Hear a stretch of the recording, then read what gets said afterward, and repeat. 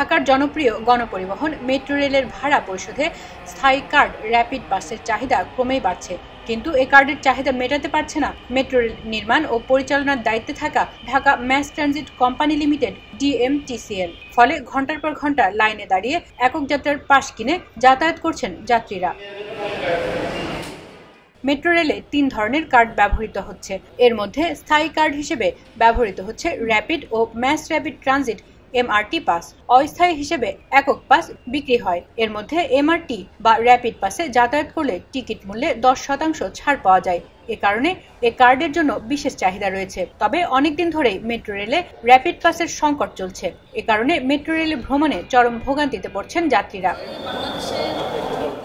দীর্ঘদিন ধরে rapid pass রি-ইস্যু replacement বন্ধ রয়েছে। কবে এটি চালু হবে সে সম্পর্কেও কোনো সুনির্দিষ্ট তথ্য দিচ্ছেন না কর্তৃপক্ষ। ফলে কার্ড হারিয়ে গেলে বা নষ্ট হয়ে গেলে কার্ডে থাকা ব্যালেন্সও একসাথে হারিয়ে যাচ্ছে বলে অভিযোগ উঠেছে। আরও অভিযোগ আছে, অনেক কার্ড অকারণে ব্ল্যাকলিস্টেড হয়ে যাচ্ছে। তাছাড়া রিপ্লেসমেন্ট বিড়ম্বনার মধ্যেই গ্রাহকদের ওপর ন্যূনতম 100 টাকা রিচার্জের বাধ্যবাধকতা চাপানোর চেষ্টা চলছে।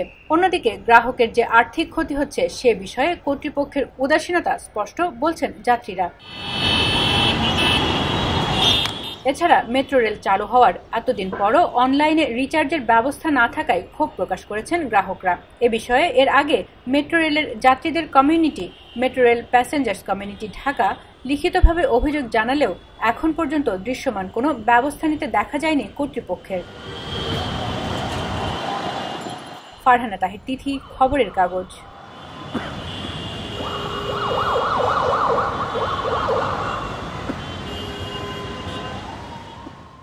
খবরের কাগজ, নিখাত, নির্ভীক, নিরপেক্ষ।